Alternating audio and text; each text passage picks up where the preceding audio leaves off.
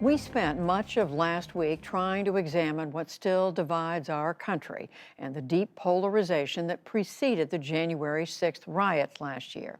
Tonight, Paul Solman looks at multiple efforts to bridge those major political and cultural divides in the U.S., beginning with smaller steps forward.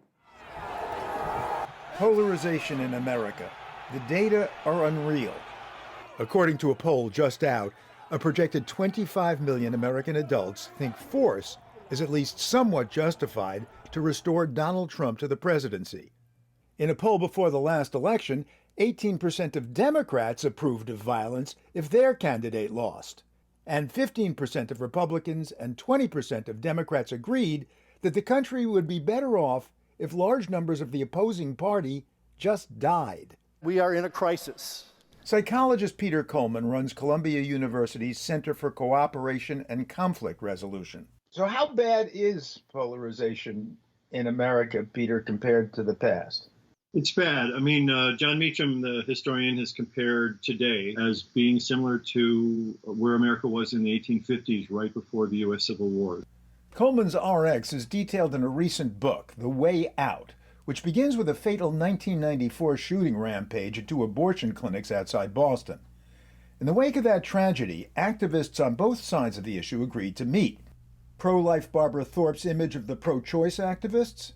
Hard and harsh, and angry. Pro-choice Episcopal priest Ann Fowler's image of pro-life advocates? Not thoughtful, not deep. And, says Peter Coleman, they still remained opposed to one another on the issue of abortion, on pro-life, pro-choice, but they developed affection for one another and relationships that were thick and important, and ultimately they changed the probabilities around violence in America on this issue. No changed minds, however. So does that in some sense mean that the experience was a net negative? No, it was an absolute net positive. It was one of the best, hardest and best things I've ever done. It changed me. I think it changed all of us irrevocably. They've been friends for 28 years.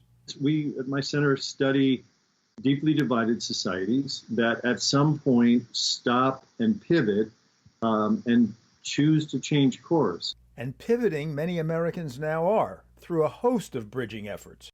There are 7,000 organizations and individuals that we have put on a map. Princeton's Neil Parker tracks efforts to come together. But if you're asking the question of how many people across the country are interested in participating in bridging organizations, that is just the tip of the iceberg. Organizations like Resetting the Table, Braver Angels, the Greater Good Science Center, which recorded this bridging encounter. Liberal Isaac was shown conservative Kristen's bio. He didn't know she was watching in the next room. Trump supporters, I mean, it's just, there's no way around it. Like, they're mentally deranged. You're not right in the head. Because I like Trump, right away he says I'm mentally deranged. He don't know me, you know what I'm saying? And that's wrong, you know? That's prejudice to me.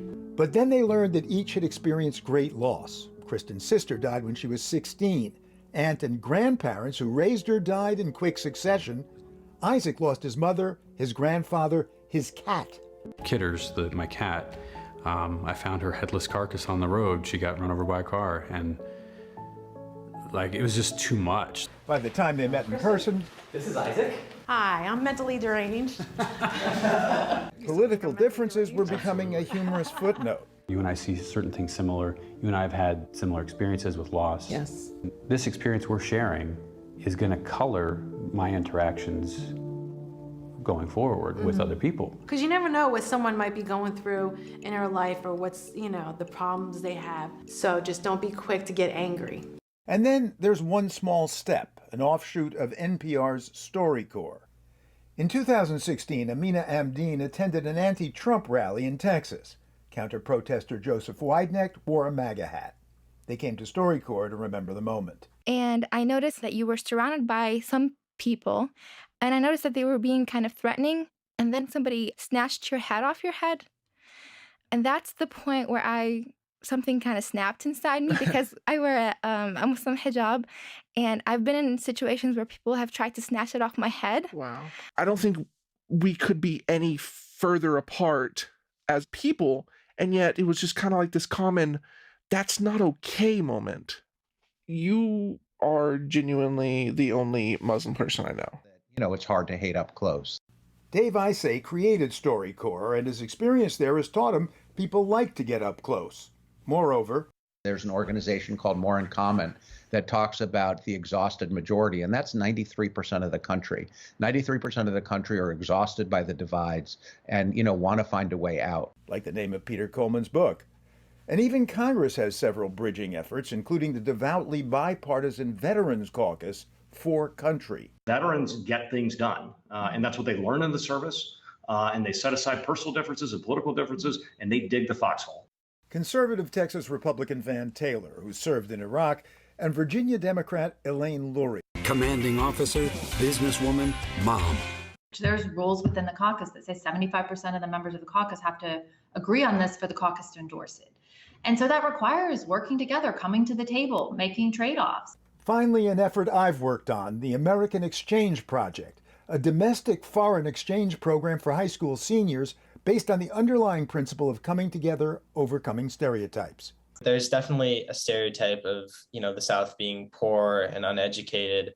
Sam Bucher was a high school senior in Wellesley, Massachusetts, Letitia Vallejo in Kilgore, Texas.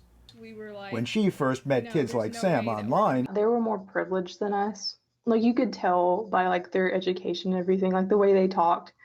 I was scared that since I didn't have that education or anything, like we were more underprivileged. For 2 years, in online hangouts featuring everything from push-up contests to sibling squat challenges, debates over the Confederate flag to is a hot dog a sandwich, high schoolers north and south have connected and this July hit the road to see each other's America. Okay, I'm about to go on a Are you excited? Train station for the first time. For Alana Ellsworth from Lake Charles, Louisiana, her very first trip away from home or on a subway. But back to the Way Out author for the key question. What are the odds that America is going to actually achieve anything like reconciliation and bridging anytime soon? The odds are good, but the work is hard. There are not simple fixes to this. We're going to have to recognize, like addiction, that this is a long-term problem that has been gaining steam for decades, but we can do it.